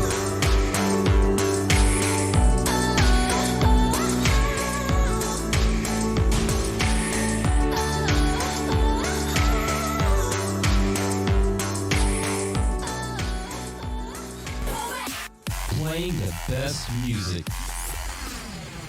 Hands down and dirty. Turf's Up Radio. Turf's Up Radio. Turf's Up Radio. Turf's Up Radio. Turf's Up Radio. Turf's Up. Turf's Up Radio. Your industry, your station. Hey everybody, it's Brooke Ford, host of the Green Veteran here on Turf's Up Radio. Be sure to check me out every Saturday morning at 11 a.m. Eastern. You're going to hear some great one-on-one interviews with green industry professionals. We're going to talk about best business practices, highlight innovative products, and also provide some insight into some new emerging technologies in the field. That's the Green Veteran, airing each Saturday at 11 a.m. Eastern. And remember, Turf's Up Radio, your industry, your station. Hey everybody, this is Hecubus from the Nightcap. I'm just sitting here relaxing within the vault with my friends and a tasty, tasty pint. You should stop by and listen in sometime. I'm here every Monday through Friday, 8 to 10 p.m. Eastern, live only on Turf's Up Radio. Your industry, your station. Every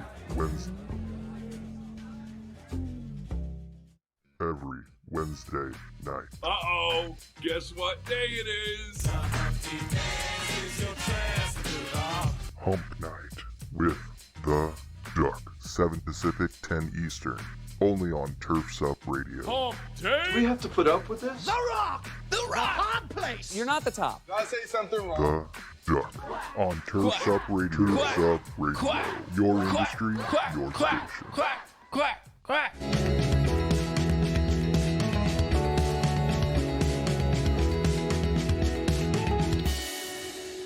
Yeah, although I got into the weird section of the music playlist here. I have no idea where this is going, but yeah, so be it.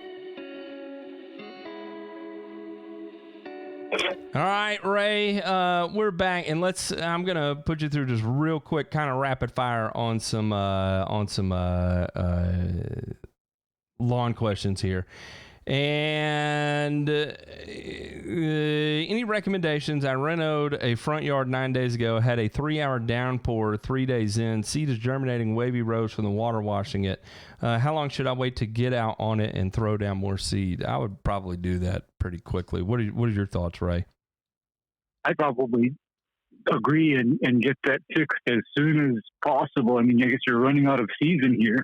Yeah. You're running out of season, so it's like get on it. Yeah, it's been chilly too, so I would definitely hurry up on that. No, get a move on. Brian Watson said first time with Coastal Pre-M, and in the past went with my own prodiamine simazine mix and ran a post-like change-up or MSM for cleanups. My question is there enough post from imazaquin in the mix, or should I add MSM or change up to my Coastal application? I think there is enough post-emergent from imazaquin, because actually imazaquin in the turf market was always marketed as a strong post-emergent for weeds that were resistant to traditional herbicides, because I know imazaquin as the nuclear weapon for sedges and weed species of Pestalum. That's what I use it for here in Hawaii. It's basically like dropping an atomic bomb on those weeds. But having said that, it is by no means a broad spectrum herbicide, because I noticed that with the exception of some weeds, such as pigweeds, for example, imazaquin is not a strong broadleaf weed killer. I would probably back it up with some MSM or some 2,4-D based weed control if you need it. You see, it's all about how when I saw Coastal, coming out, I thought, with the exception of the prodiamine added to it, that goes back to my 1992 herbicide program for dealing with Bermuda grass and zoysia grass turf.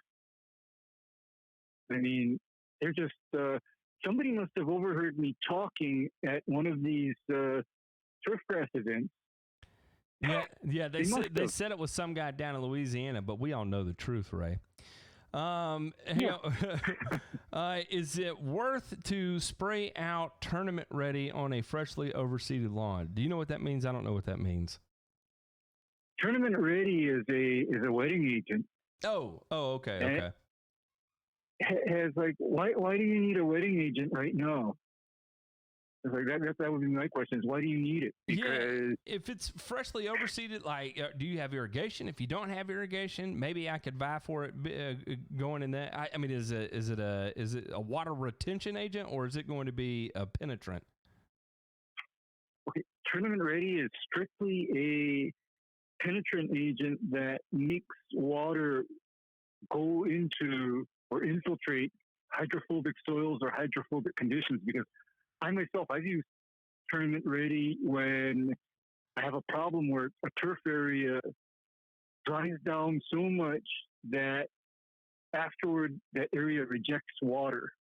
That's when I bust out my gun with the little cup at the bottom that has the tournament ready pellet inside, and I just close down. I could not picture in my brain what tournament ready is. Okay, I got you now. I got you. Yeah. Okay. The pellet. But it's also sold as a liquid concentrate. But this is my other trigger for the green duck. Okay. Hang on. My trigger. Okay. My trigger is when I hear about people trying to substitute penetrants and surfactants for the basics of agronomy. And as you corrected me one time on one of the previous shows, one of the basics of agronomy is water. You cannot get around supplying water to turf, and I don't think I'd be doing our listeners a service if I told them, you go out and you spray something, and that will then substitute for irrigation.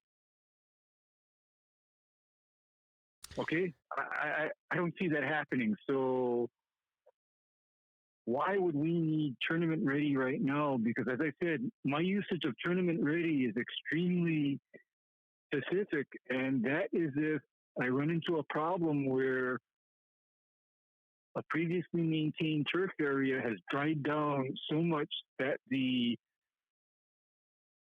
grass, the sod has become hydrophobic, not willing to intake water. That's when, like I said, I break out that gun with the cup at the bottom, throw in my pellet, and hose that area down. Okay? Yeah. And so, Ben, if you're coming out of significant drought there to the point where you're dealing with hydrophobic soil and you're overseeding now, then, maybe that would be a good place for it. But thinking that it's just going to cut your watering in half or something like that, that's not going to be a reality. And okay, now let's jump into the topic of ammonium nitrate. And Ray, I want to preface this that when we talk about the foundations of agronomy, one of the things, and I'm running out of time, Ray, so I've only got 6 minutes left, but and this is probably going to be continued over into next week if you can remember. But one of the when we talk about the basics of agronomy, right? What we have to consider is once we get the foundational NPK piece figured out, like, oh, okay, I need to apply 3.5 pounds in, 1.5 pounds of P and 3.5 pounds of K. We get that part figured out. Then the next piece you have to do is go in and choose which individual inputs are going to be the biggest performer on your conditions, because each input is going to have a certain set of side effects, and those side effects can either work in your favor or work against you, a la potassium chloride versus sulfate of potash, right? So now when we talk about ammonium nitrate, and the question is, have you ever used ammonium nitrate on turf grass? I always wondered about it, but for obvious reasons have never seriously looked into it. So go ahead, Ray, and talk to us a little bit about your experience with ammonium nitrate and when and where you choose to adopt that as your nitrogen source.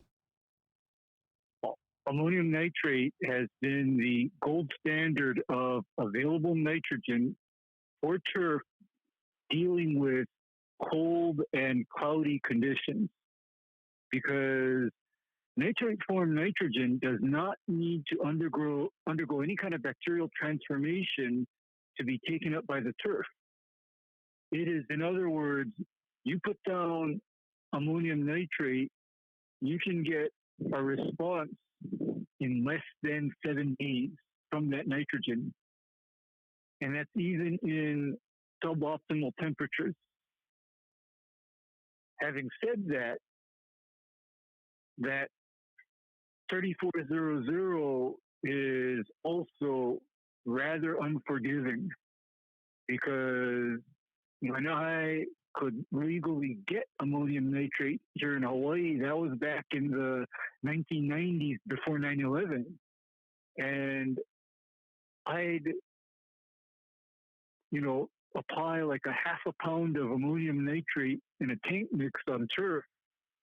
And oh my goodness, talk about green and fast growing grass from all of that immediately available nitrogen.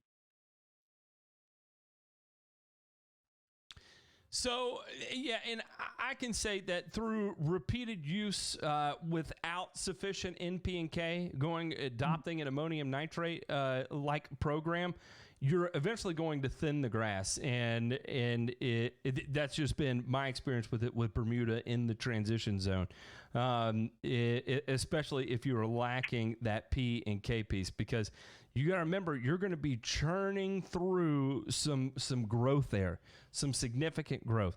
So, and you have to remember that the more aggressively your grass is growing, the faster you're also nutrient removal is at play here, right? You're going to be pulling that out of the soil really quickly as well as you generate that significant surge of growth out of your ammonium nitrate. So it is a good product, but again, the probability of using it now is just so diminished due to it going big bang. Yeah. I mean, the fact is that a lot of places, like I was specifically told here that like Simplot and Nutrien told me straight to my face that their insurance carrier forbids them from storing that product on their site. Yeah. Can you imagine that, Matt? Yes, you imagine that? I can imagine that because no lie, at one time, I worked for a company and we had ammonium nitrate in stock. And at the time, the president was visiting our city and was going to be passing down the road on which we had our office. And we had people show up at the shop and keep an eye on us and not let anybody come or go until the motorcade went past us, just in case we decided to detonate the ammonium nitrate we had in stock. You know, so it's a big boomer. Yeah. It is a big, big boom. Don't I know it? Because I know some people know that. I know what happens when you manage to get like even a half-pound charge of something called Enfo to go off. A half-a-pound charge. Yeah. Talk about leaving a hole in the ground. Well, Ray, I've got to run. We're coming up on time here, and I appreciate you tuning in today. And we'll see you next week, same damn time, same damn place. Same time, same place, and bring it on. I hope I didn't get you in trouble today. No, because we got the trigger warning now, so we are all good. All right. All right, Ray. Thank you, good sir. We'll see you next week. Okay, good day now. See you. All right, so boy, interesting topics there. A lot to unpack, and I can't. I apologize if people are not interested in the piece where we start diving into agriculture, but get over it because there's a lot we can learn from it, and I think it's important that we explore those, especially since that becomes the hand-me-down that we end up inheriting, the good or bad. Because the bad gets passed down to us too, like straight up passed down to us, and we've got to sort through all the garbage and figure out how we're going to come out on the other side. So it's a big deal there. Speaking of big deals,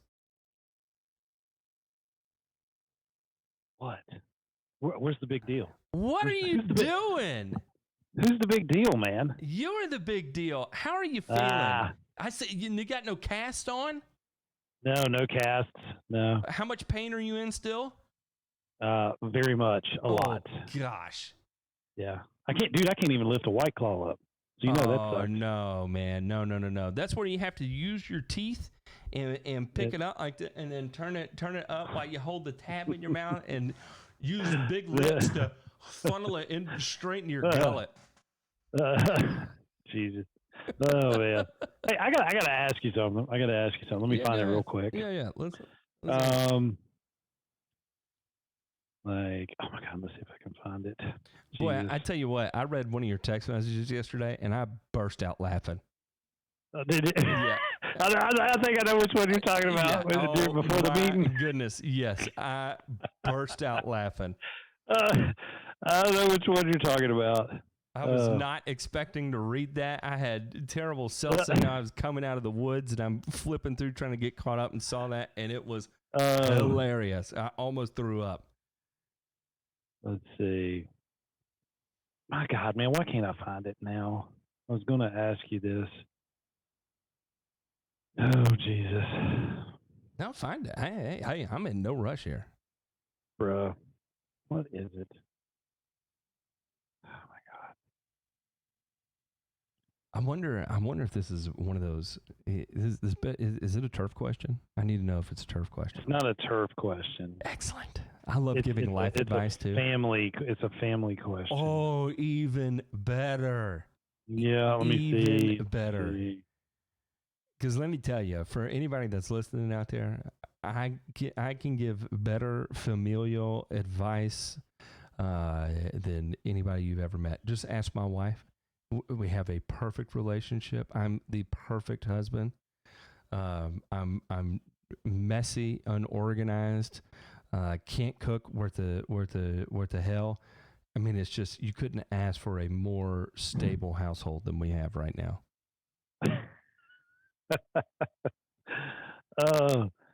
It's not about your spouse, because I know your spouse. God, man. Lord have mercy. And I finally figured it out the other day. There's a lady that likes all my Facebook posts, and her last name is Martin. I'm trying to find her. But it is not Asami Martin? Is it Rhonda Martin? It's Rhonda Martin. That's my mom. I figured, I was like, that's got to be his mom. That's like, that's like our only two listeners. Like right now, Tersa Radio has two listeners: Sylvia Jones, my mom, and your mom, Rhonda Martin. And Rhonda Martin, but I love it. My mom will text me real live comments to things I'm talking about on air, and even if I say a bad word, she'll send me like an emoji or something with the mouth being covered or something. Hey, listen, good moms out there taking care of their boys. That's right. That's right. It took me a while. I was like, that has got to be Matt's mom. You're damn every right. Every time I post something about doing the show or whatever, she's like, hearting it or whatever, and I'm like, that's Matt's mom. Show our two listeners. Support. Yes. I should have brought that up in the meeting right there. I mean, like, listen. I can tell you one place we got everything covered, and it's going to be from the mom factor. She's out here getting it done for us. Lord have mercy, man. How was your weekend? Do you do any bow hunting? Used to, but do you think I could do that right now? No. No. So it's something. My son has expressed interest in it. We got him a bow for his birthday, and so this weekend for the first time, I've never been bow hunting before. This weekend for the first time, we went bow hunting, and boy, let me tell you, adrenaline rush, ain't it? Yes. One, we were on the ground, not up in a tree stand or anything, and we had a great spot, right? So it was in the middle of a hops farm, and on one side it was planted with white oaks and tulip poplars. On the other side, you've got did I say hemp? Hops. You had hops on the other side. You got big tall plants, and then we had like big bunches of grass in front of us and behind us, and a coyote started. I heard it just at daybreak as the light was beginning to peek through. It was probably like 6:15. I heard it, yapping and making some noise, and boy, I tell you what. 30 minutes later, just as the sun was, you get enough light out there. You hear something prancing around on the other side of those trees, and I look, and sure enough, there's this damn coyote, and I'm eye to eye with this thing, and it spooked it enough to actually take off running. Thank goodness. But boy, I had shot it. I had the 10 millimeter next to me, and my adrenaline was so high in that moment, like I forgot about the gun, and I was scared I was going to have to wrestle with this thing. And so I'm going through my mind, and I'm like, go after its eyes, go after its eyes, go after its eyes. Because, of course, my son has fallen asleep. He's next to me on the ground. Yeah. And I was gonna get its eyeballs, but it ran away. I think that coyote would have been scared of you. And it ran away. I forget how timid coyotes are, unless they have rabies, right? That's when they get aggressive. Well, you're just a very intimidating guy. Well, when I'm crouched down. 6'5", burly, beard, just muscle. Just the coyote's like, holy cow! I've met my match. Gone. I think that only works in the lawn care industry. It doesn't really work anywhere else. Dude, I keep thinking about that text. He said nothing about it. Nobody called. Also, you're the only one that said anything about it. Yeah, I read that, and I lost it on that one. And I was double and triple checking to make sure that was you that sent that. I was like, make sure it's not somebody else, and I don't go say something offensive to anybody. Only turf teacher would do something that crazy, buddy. All right, sir. I'm going to turn this over to you. It's good to see you. I'm glad your arms are doing better. And hey, have a good one today. You too, buddy. We'll catch you later. See ya. See ya. There he is, the one, the only, the turf teacher. If y'all want to check out his show, I tell you what you do. You hop over to turfsupradio.com, log in, and listen to what Eric Easy E. Jones has to say. He's going to be talking about some good information, real information about green industry businesses, things that I don't have really, I should not be talking about because that ain't my area of expertise. So, all right, everybody, appreciate you tuning in. We'll see you on Wednesday.